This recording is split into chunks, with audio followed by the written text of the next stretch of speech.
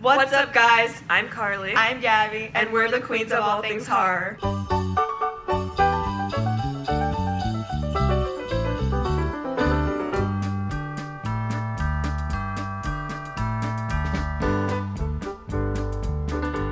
So if this is your first time seeing our channel, don't forget to click the subscribe button to see any more of our future posts and click the notification bell to get notified every single time we post, and follow us on our Instagram at Qoath.horror.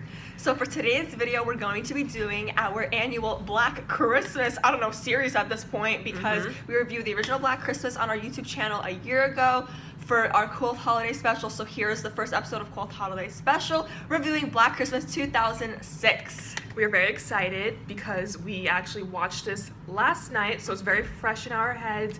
We discussed it, and we've been looking forward to watching this ever since we watched the original, so here we go. Yes. Also, if you would like to see a full in-depth review of the original 1974 film, we will keep that link in the description below. Maybe you can go watch that one first and then come back and watch our thoughts on this. Again, please, all respectful comments, and let's get into it. Yes. Right off the bat, we definitely prefer the 2006 installment better than the original. Not by a long shot, but relatively, the 2006 film is better than the 1974 film for a lot of reasons, but there are also numerous reasons as to why we don't love it and we aren't like huge fans of it. So one of the main things is that the story, like the general story of this film, was pretty strong in terms of like the actual like written story, but the way it was executed, what like brought down our score for it was the way it was executed. It was a little messy. It was very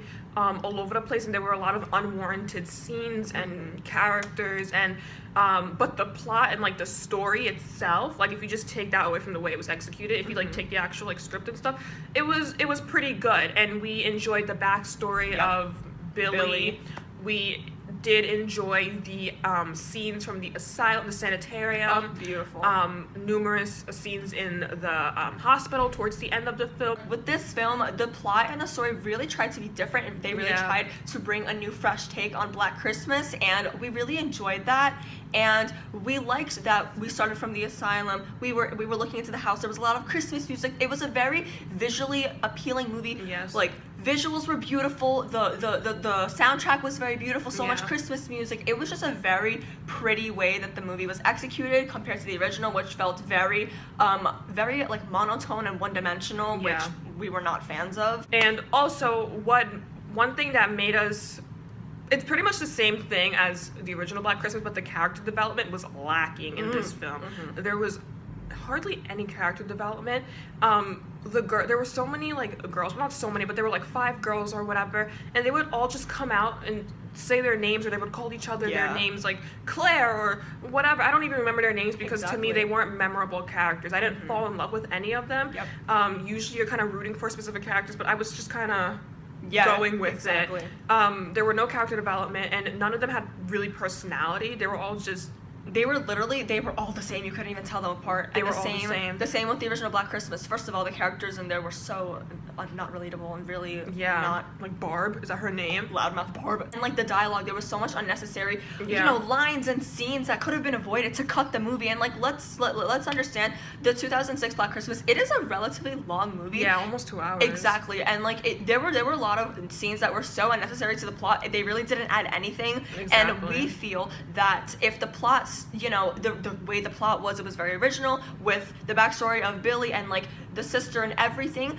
If the movie focused on building that up more and taking away from the vomiting scenes or the sex tape or whatever, the movie could have really ended up with a bang and explored every little plot hole or detail that the plot was trying to portray for the audience with this fresh take on Black Christmas. Yeah, and it could have been like a really good psychological slasher film, because I feel like they were trying, like you said, they could have built up more on the backstory with Billy. They were trying to really get into his psyche and his whole life story, his backstory, his sister or daughter, Agnes, his mom, that whole thing. Like that could have been, they could have developed that so much more. Exactly. But in the end, they kind of just, also this is a spoiler if you haven't seen it yet, but in the end they kind of just revealed that, again, I'm telling you a spoiler, so if you haven't seen it, just stop right now.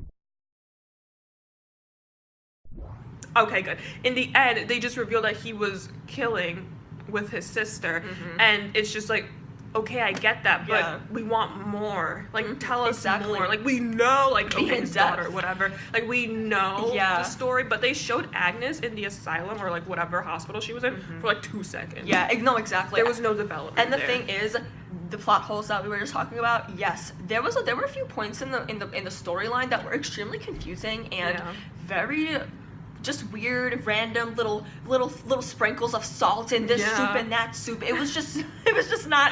It just didn't. Random. It didn't add to the impact that the story could have had. Like honestly, and like one thing that we really loved about this movie, like the kills were so beautiful. They were unique. They were very gory, very innovative, and very vulgar and gruesome. But the thing about the kills, we didn't understand the whole eye concept. It was not explained. It was a very confusing element. Yeah, they really put a lot of emphasis on eyes, killing towards the eyes, like aiming at the eye. Yes. The doll's eyes. Yep. Slashing the eyes. Yes, slashing the eyes. I know Agnes has a story where she lost an eye. I don't know if that's why they're like killing. Their goal is to get at people's eyes, but we didn't really understand that concept. I feel like they could have explained that a little bit more. Yes. Except for the fact that that's how Agnes got hurt. And and another thing that the plot was lacking in explanation was as to how and why Billy and Agnes reunited to be a killing duo, because Billy wanted to kill her. Agnes, spoiler, she's his daughter and sister, so we were just really confused as to how they reconnected, why he is and killing. How they bonded. Yeah, how he's killing with her. Like, where did they come from? Yeah. Because honestly, it was so random when she popped up, and we were both like, "Who is this man?" Yeah, no, literally, like she came out of nowhere with her blonde hair, and I was like, "Who is this blondie?" We were just really confused. And also the boyfriend in the film was super irrelevant. So irrelevant. Super irrelevant. The only purpose that he served was telling the backstory, basically, of what the house, the history of the house. Exactly. But someone else could have done it. I feel like the sorority mom could have done more. She started telling the story, but like she was also really silly and immature. The sorority mom, and she just bothered me so much. And the thing is, going with the sorority mom and like the acting in this movie was very concerning and bad and dramatic, and it was either overwhelming or underwhelming, except for Heather, who we all love her, we know her. She's from Final Destination, she's from Sky High, she's an incredible actress, so she really saved the acting with this movie. Yeah, and she was also, I feel like, acting the way she did in Final Destination, because in Final Destination she was also very like nervous and frantic and trying to find answers, and like she had that same face she had in Final Destination 3. So I was just like, you are killing it, like you're doing what you're supposed to do, and she was like the only one delivering. And also, speaking about like the sorority girls, we were talking about how every single death in Black Christmas was so beautiful, as we mentioned, so fancy and gory, but there was one off-screen death in the car. Yeah, for what's her name, Hannah Mary Elizabeth Weinstein. Yes. See, oh my God, she didn't get any appreciation. Her death was off-screen. Oh, so disrespectful. Her blood just sprayed against the windshield, and that was it. She didn't get anything gory or beautiful. Not that we want to see her die, but in terms of like her being such an iconic like actress in horror, you would think they give her something meaningful. Exactly. But they didn't. They were just like, "I will just do you off-screen." Like it was just really offensive. So we wish that she got a better scene. Everyone else who were really irrelevant got like all these beautiful killing scenes, and don't get us wrong, they were really good killing scenes, but someone as important as Mary, she should have gotten a nice exactly death. Even the mother, the sorority mother, her death was on screen. It was when the ice went through her, and that was like 2 seconds after like Mary died. So and another aspect that we prefer in 2006 Black Christmas versus the original was the ending. It ended on a really powerful note. It ended very interestingly, not in the house. Yes, I liked that. I like how they showed the aftermath of kind of what happens after they escape the house. It was a hospital scene, and it was just I thought it was different. Exactly. And necessary. We needed something fresh like that. This remake sequel, whatever you want to call it, 2006, it had some depth to it. It had some horror elements here and there that really allowed it to tell a story in a unique manner, unlike the original. Relatively, Black Christmas 2006 is better, but it's not that much better. We're not crazy about it, but we appreciate what it was trying to do. Yes, definitely. And we don't hate it. We don't dislike it. No. We're just a little disappointed in it because we feel like it could have done so much better. We were really rooting for this movie, and honestly, like, I'm glad that we ended up feeling, neutral towards it.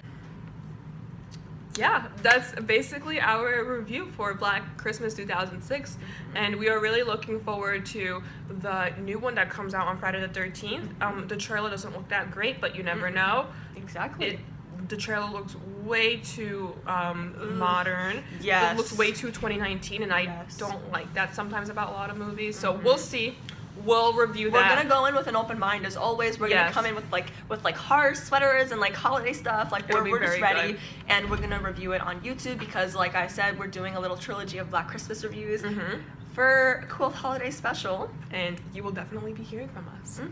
So we hope you guys enjoy, and we will see you guys in the next holiday special episode, which should be Black Christmas 2019 review. Yes. Mwah. Bye. Bye, guys.